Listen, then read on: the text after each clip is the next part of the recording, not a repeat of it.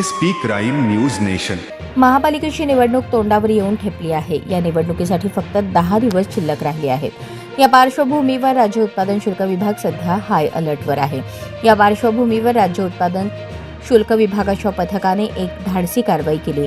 मुंबईतील मोक्याच्या ठिकाणी ड्युटी फ्री स्कॉच मद्य तयार करणारा मोठा कारखाना उघडकीस आणला आहे. घाटकोपर आणि देवनार परिसरात कारखान्यात छापेमारी करण्यात आली.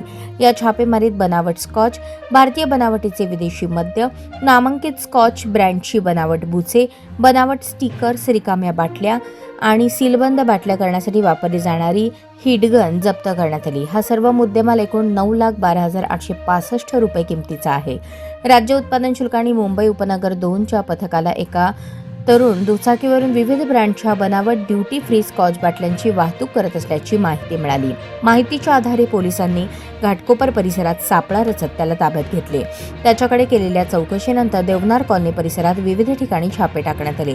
या छाप्यात बनावट स्कॉच, भारतीय बनावटीचे विदेशी मद्य, विविध नामांकित स्कॉच ब्रँडची बनावट बुचे, स्टिकर्स, रिकाम्या बाटल्या आणि बाटल्या सीलबंद करण्यासाठी वापरली जाणारी हिटगन असे साहित्य जप्त करण्यात आले. या प्रकरणी गणेश पराग चौहान आणि संजय शांती वाघेला या 2 आरोपींना महाराष्ट्र दारूबंदी अधिनियमाच्या विविध कलमान्वये अटक करण्यात आली. स्वस्त दरात मिळणाऱ्या कोणत्याही प्रकारच्या बनावट मद्याची खरेदी करू नका असे आवाहन अधीक्षक चरणसिंग राजपूत यांनी केले.